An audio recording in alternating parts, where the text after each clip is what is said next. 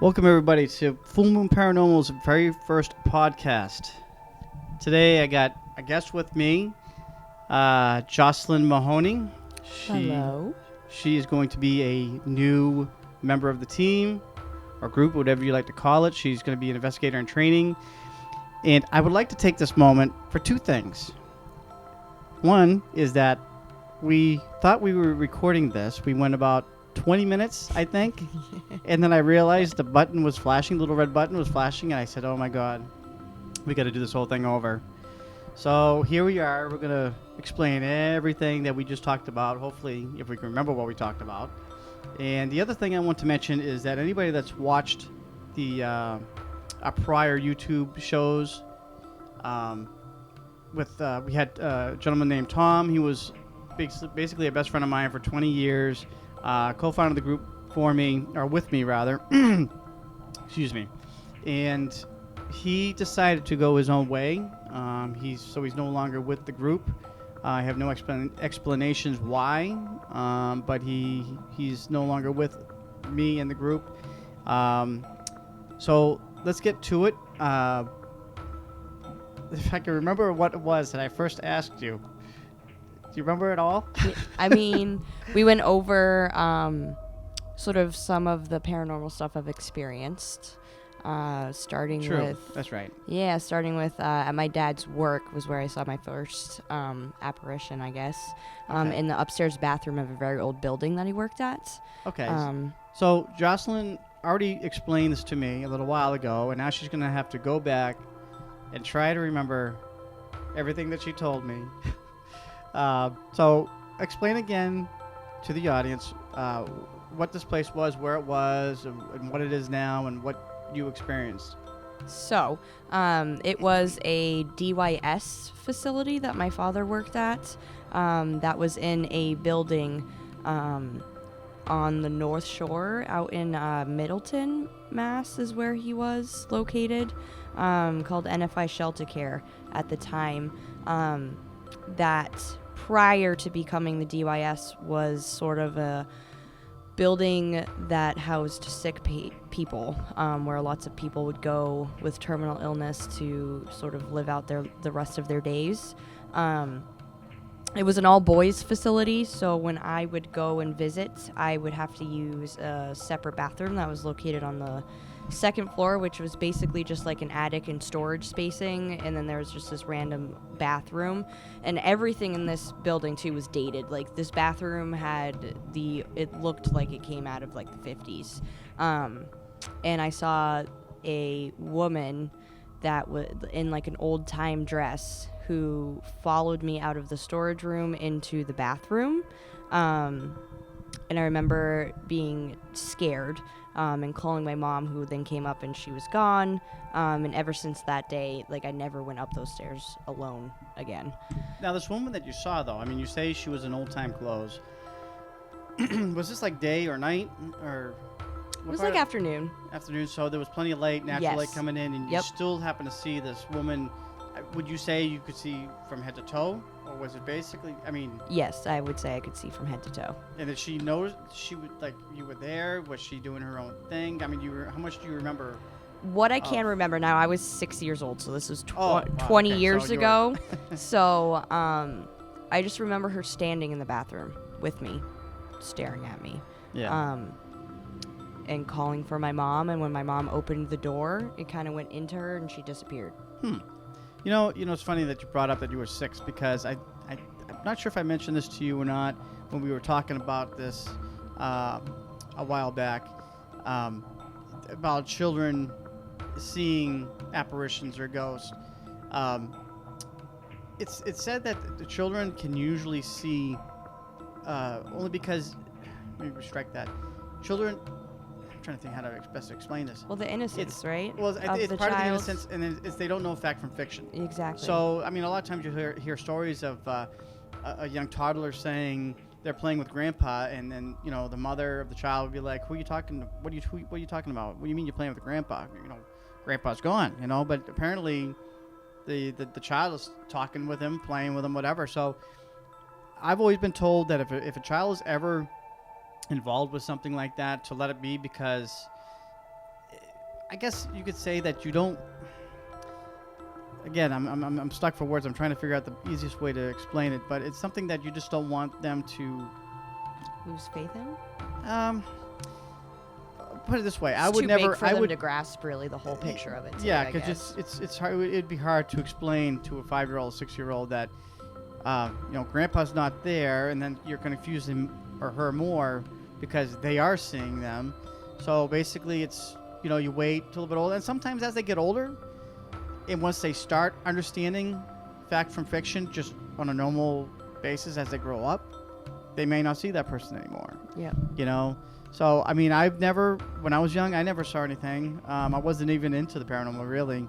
The only closest people I think that had gone when I was little were my grandfathers. One of my grandfathers died, I think, 6 months before I was born, and then the other one is maybe like 6 months after I was born. So those were the closest two that had ever passed away to me. And all through my young age, teenage years, even in my 20s, no one that I was close to had ever passed away. So recently, I mean, things had happened. But because of what I know now, it might be tougher for me to see. I mean, I remember my grandmother telling me, the last grandmother that I had that passed away, we used to talk about if she ever died, what she would do. She'd say, leave a penny on the table, draw like a little circle around it, and then, I'll move it. I tried that many times, and guess what? That penny never ever moved. So I don't know what to say about that one, but yeah, it's interesting when it comes to little kids. Yeah. You were gonna say something? But yeah, so I don't really remember how my mom handled it, but I think she did tell me about ghosts and just like the good things, like they're not all scary, blah blah blah. Because from then on, I remember like believing in ghosts. But she also, I found out later on that there had been many sightings in that place. So I think she had seen this ghost before, and it was sort of like that was the second floor lady that was always there. But speaking of children, I also, one of my experiences was with my son, actually. He was about 2 at the time, and we were visiting my grandmother's sister, who, there was 3 of them. It was my grandmother and her 2 sisters. One of her sisters had recently passed away after a long battle with ALS, and we were all sitting at the table having lunch, dinner, which I forget what time it was, and Aiden kept turning around and like baby babbling, like he was talking to somebody though. Now, hold on one sec. I just want to mention that Aiden is Jocelyn's son. Yes. How old is he again? He'll be 6 in April. He's 6 in April, so He was about 2.5 at the time, Okay. 2.5. okay. And so he was like baby babbling. We didn't think much of it, but then it turned back and like eat a little bit, and then like turn back around, and it was like he was talking to somebody. And so we asked him, like, who are you talking to? And he knew some words, and he said, auntie. And so we thought that was weird because none of his aunts. Yeah. And so then later on, like, we were just thinking about it, and now my whole family believes in the paranormal, so my mom was a little bit sort of like, went over to a picture of the sisters together. So the sister that he was with, Aunt Phil, my grandmother, and then the one that had recently passed, and they asked which one was auntie, and he pointed and said auntie to the sister that had recently just passed. Yeah, see, so again, what I said before about children and toddlers seeing, I mean, it's there, I mean, Yeah. they don't know fact from fiction, and if they're going to see who they're going to see. I mean, The crazy thing about that too with him is he had never really met her, because like I said, she was battling ALS, and at that point, like even when he was born, she was pretty much bedridden. Yeah. So he had never seen her or anything before, and so it just was crazy that he was like, that one. Death is kind of a funny thing, because when my first grandmother passed away, she was in the hospital, and I think it was my father. There was a couple people in there, 2 or 3, and I wasn't there that day, but I was told about this.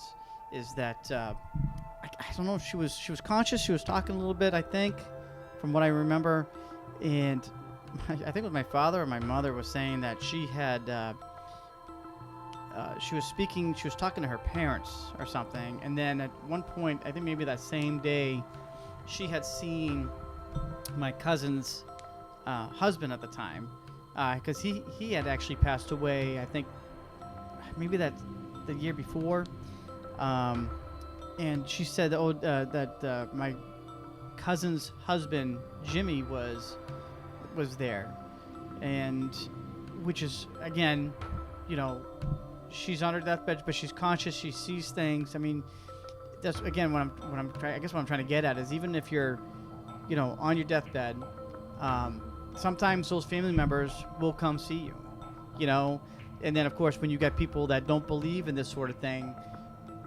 they're gonna say she's just imagining it, you know. But for me, I wouldn't underestimate, you know, when people are on that path, they start to see their loved ones that had been deceased before them, which is which is a really cool thing, because I don't want to get into the whole religion aspect of it, but I would like to think that there's a heaven that, you know, one day I'm going to see somebody again. So it's a pretty cool thing. And that is a cool concept. I like that concept. And recently, my dad, the same thing had happened. When he was on his way out, he saw his brother and his father, who were both deceased, and it was saying, oh, like, they're coming to visit me. They've been coming to visit me the past couple of days. Yeah. Which was kind of crazy, because this was a few days before he actually passed himself, and so he was still pretty aware and conscious, and was just saying how, like, you know, oh, Howie was here, and oh, my father was here, and then just a few days later, you know, he also passed. Yeah. So it's kind of a cool thing to think about, that like maybe those people did really come to help him into whatever the afterlife may be. But yeah, I've heard a lot of stories of people seeing past relatives right around the days. Yeah, you know, and it's funny because with people like such as myself, you know, being a paranormal investigator, you know, it's one of those topics where if it comes up in conversation and someone's not a believer, they're gonna throw the old excuse, oh, you're on drugs or you're drinking or whatever, you know, and you see these things. But I'll tell you, I can say it's fact. You know, especially when it comes down to two or more people and they see the same exact thing or they're experiencing the same exact thing, you can't question it. Yep. You know, so it's a fun field. I encourage, you know, people that are been wanting to do this to go out and try it. You know, and that just leads me to something real quick too. Is like with my group, we have we don't have top-notch equipment. You know, when you don't need top-notch equipment to do this sort of thing, you just need some meters that read electronic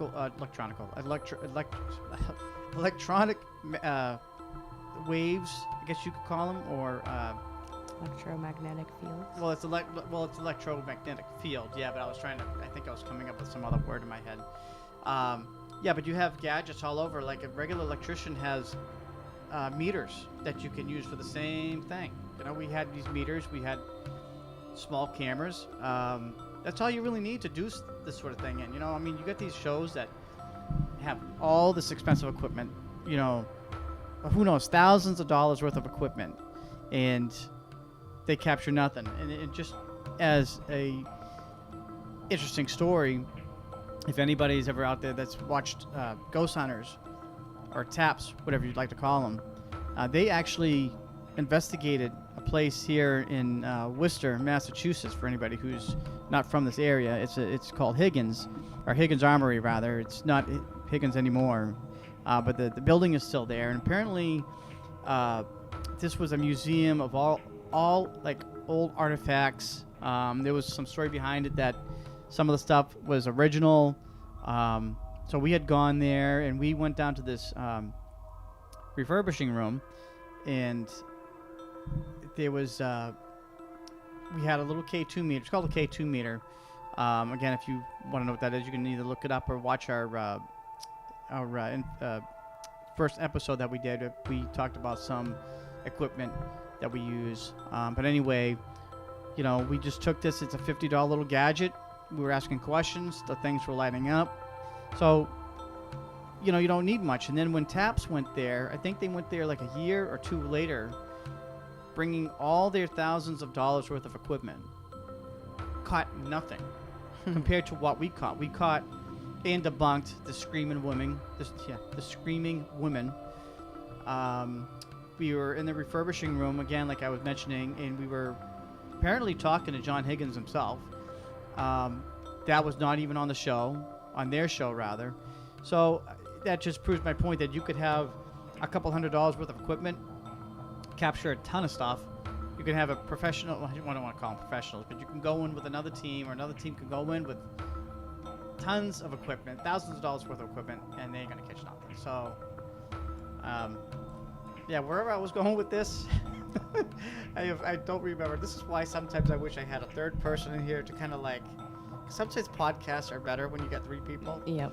Because then you have, like, if 2 people like ourselves are kind of like, what do we talk about next? You know, then you have the other third person kind of kick in and, you know, and kind of give us a little kick and Different point of view. Yeah. Well, I know that for myself, in my teenage years, I was sort of more of a non-believer until I played with a Ouija board. Oh, no. Yes, which I had been told by my mother, actually, to never play with them because they are dangerous. And me, being my rebellious self, decided to not listen and find out for myself. And me and my friend got ourselves haunted. Oh, did you get haunted after you played with the Ouija board? Correct. I mean, was it like that same day? Can you remember? Or was I remember this like clearly. This is what made me like a full-on like believer, and this is when I started, like, me and my friends would go out in groups, like doing some, like, you know, investigations. Was because of this. But so it started.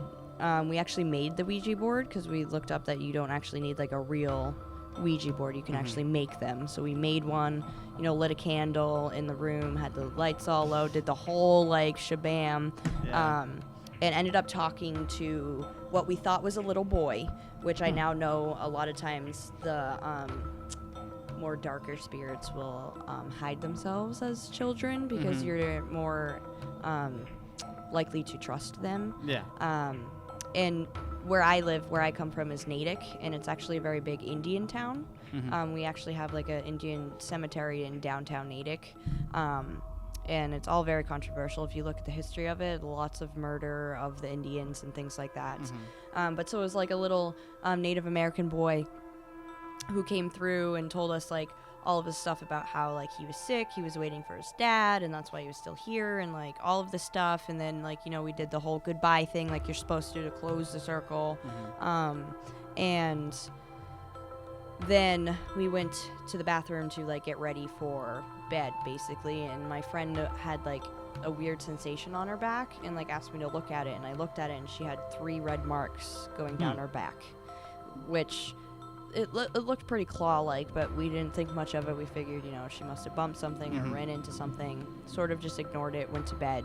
And then the next morning, a friend of ours, so a third person, came, picked her up, brought her to her house where she could take a shower, and I stayed at my house to take a shower. And when I went to get into the shower, I saw this same mark on my back. And again, was just like coincidence, like whatever. And I'm almost done with my shower, and all of a sudden, my friend runs through the door, is banging on the bathroom door, like, "Are you okay? Are you all right?" And I was like, taken aback, you know. I was like, "Are you okay? Like, what is going on?" Get out of the shower, and you know how like it gets all foggy and like your windows and everything fog up? Let me guess, something was on the window? Or something was on the mirror, yes. Which, like, you know how like if you draw something on the mirror and then like it'll come back, but it's not fresh. Like, and when it's fresh, you can tell that it's like fresh in the mirror. There's a fresh handprint on the mirror, like dripping wet. And so I like screamed. I freaked out because it wasn't me. I know like it wasn't an old thing or something like that. And so she was like, "Oh my God, do you see it? Do you see it?" And I opened the door, and said third friend that had come was a witness for both of these. Came in and saw it, and my friend Jenna, same thing had happened to her in her bathroom. Really? And from then that time on, like, shit got crazy. Yeah. This is why I kind of wish I had still had Tom here, because he was good with this stuff. He knew a lot of the technical side of the paranormal when it came to, Ouija boards and mythology and I think what do you call it, demonology or something like that. Without him here, I'm almost clueless. I mean, I know the story, some of the stories behind a Ouija board. People would ask me, well, why do they sell them? Well, because they make money. There's a lot of people out there that don't believe in that sort of thing, but they'll buy it because, A, it's cool, and B, they want to try it, and then C, they try it, and all of a sudden they become a believer because something happens, But I always usually tell people or ask people, or I should say clients, if they have a Ouija board. And, it's up to them if they want to get rid of it or not. I'm skeptic on the Ouija board. I mean, with your case, I'm still skeptic. As a paranormal investigator, you can be skeptic on certain things, when it comes to stuff like that. What do they call them? The wands there. I can't remember what the heck they used. Those like wands that used to be able to find water underground, but they use them also in the paranormal because of the electromagnetic field that'll cross when you hit. Yeah, I know what you're talking about. Those things, and they say you just hold them lightly in your hand and they'll turn on their own. Again, I'm a skeptic on that because it's very easily. I've had them in my hand before, and it's very easily to move. Just a tiny little movement of your hand, you can make those things move and say, "Oh, I found something," when you really didn't. Just kind of making it look like you did. So, I'll ask people, like I said, if they have a Ouija board, and if they do, I'll explain a little bit about what I know, but I'm not going to tell anybody to get rid of it. I just want them to think that, there's a possibility that you could open something if you haven't already. Mm-hmm. People ask, well, why does it take a Ouija board? That's where I don't know. You know what I mean? Yeah. Well, for me, what I know is I feel like it's just a very easy way for you to open up connection and open up sort of. You're basically asking them to come, right? When you're starting up with a Ouija board, you're calling these spirits to come to talk with you.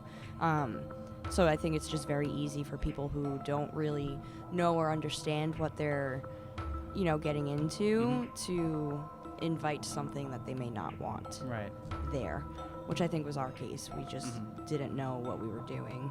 I also slightly believe that we had already had maybe like a slight attachment on ourselves, because we had been going to this place in the woods of Natick that is supposedly haunted. All of like the townies and everything talk about it.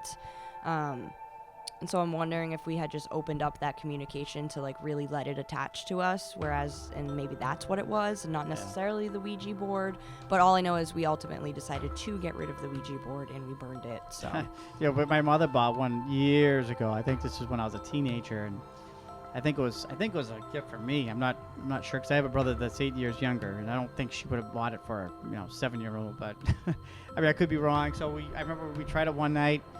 And it was just me and my mother, and, we put our fingers on it. And of course, she's moving it, and I'm saying, you're moving it. She's like, no, you're moving it.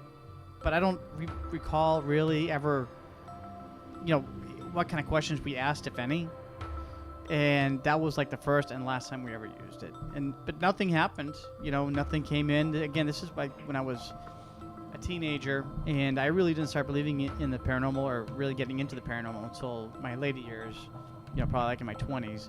Actually, again, if you watch the first episode, I got all my bio on there when I got into it. But I think it was basically after my grandmother had passed away is kind of like when I started getting into it. And that was, I was like 30, my young 30s, I think. Yeah, my daughter was just born. So she was born in 2005. No, yeah, 2005. Yeah, so my grandmother died almost a month of the day after. And I think that's the same time that Taps was on TV. That kind of really got me into it. So, yeah. Let's see, what else? I was thinking about something, and of course I forgot. Let's ask our imaginary friend to talk with us. But yeah, so have you guys ever like experienced like lights or things like that? Like any sort of like lights flashing, things falling? I've never experienced any lights going off. I've experienced seeing shadows. I actually saw twice, and actually one was at Higgins Armory. There was a gift shop. Again, if anybody knows or has ever been in there, there used to be a gift shop, and someone has set the camera down on a table facing the racks, or whatever you want to call them. And then at the end of the rack, you kind of saw a black shadow kind of look out to the side for, I don't know, what seemed like a few seconds, and then head back in. I didn't see it happen. I saw it on the video. Can't explain it because the building was high. You know, there was no car lights coming in. What was it? Listen, to anybody that knows what it's like being a person my age, working a long day, and then coming to do a podcast, your mind forgets things as you're talking. so hopefully somebody out there can relate to me a little bit if I go off track. Yes, but what was I was answering your question to, like seeing lights or things falling or any sort of manifestations like that, I guess. Well, the shadow, like I mentioned to earlier, I think that was a manifestation, you know, where it turned into this black figure, and then kind of walked right in front of me. But yeah, like I said, no lights ever flashed. Never seen the water, like the sink turn on by itself. There's a lot that I haven't experienced, and I've been doing this for a while, you know, off and on, not a consistent amount of time. I think I started back in 2009 or 2010 is when I started this. So 10 years, a handful of cases. I've seen my share, felt my share, but it never gets old. Yeah. You know, and when you go in, I'm telling you, when you go into your first investigation, you're gonna feel that energy. You're gonna know the stories of what the client mentioned. So when you go in, you're expecting it, but you can't expect it. You know what I mean? It's one of those things like, okay, I know the story. I know there's this thing that apparently they see this black shadow, you know, on a corner wall. So you sitting there staring, and then nothing happens. You don't catch anything on video recorder. And you got to remember also that a lot of times these things don't want you to know that they're there. You know, they'll be quiet all night long. There's been a handful of cases where we've gone over all our evidence, you know, maybe didn't find anything, you know, on a recorder or anything, but we'll call them up, or they'll call us and say, as soon as you left, things start happening again. Things knocking on the walls, everything. And we tried knocking on the walls. We do the little shaving or haircut thing. Yeah. Never got a response, you know, and then we leave and boom, noises start right back up. Yeah. But I got like a little, not a quiz, but I want to see if you know what this means, because I think a lot of people take this word out of context. I think that's the right word I want to use, but it's the word poltergeist. Now, when you hear that word, yes, what does that mean to you, or unless you actually know what it is? I guess I don't know the actual definition, but what that to me means is just a spirit that is able to like affect our world in a way, I guess is how I would explain that. Like, if you have poltergeist activity, you have something that is able to do the lights or move or somehow manifest itself so that we in this dimension can see or feel or know that they're there. Right. It's basically, the reason I ask is because I think some people have a misunderstanding of the word, because if people have seen the old movies Poltergeist, I feel like they think it's like a bad demon type thing. Yes, they're showing it's all bad stuff, but I learned in the past that actually a poltergeist is not necessarily a demon. It's just basically a noisy spirit. Yes. You know, whether they're doing it on purpose or they're just doing it on not knowing that they're doing it, but they just bang things, move things, but they're not necessarily evil. You know, I haven't experienced anything like that. I think a poltergeist is probably harder to find than a normal spirit inside of a home, because like a lot of the ones I've been to have been quiet. You know, yep. Besides the little touch on the back of the neck, or I don't even think we've ever captured any words, to be honest with you. I don't. Now that I think about it, I don't think we ever captured any voices. Just some banging. I don't know if I ever said this on the first show that I did. But the one thing that kind of creeped me out, well, creeped me out in a good way, was we're in this little house. We went here 3 times, and I think the last time that we were there, this was when my group had like about 6, 7 people in it. And we were all sitting in one room. It was late at night, and I think it was like our last hour we were there, and I had the headphones on with the recorder, so I could hear things more vividly and clearer. And all of a sudden, we're sitting there just quiet, maybe asking some questions, and all of a sudden, it sounded like I hear like almost like little tap shoes on the hardwood floor in the hallway. And I remember asking, I said, "You guys hear that?" And they could actually hear that as well, not just me. I thought it was because I had the headphones on.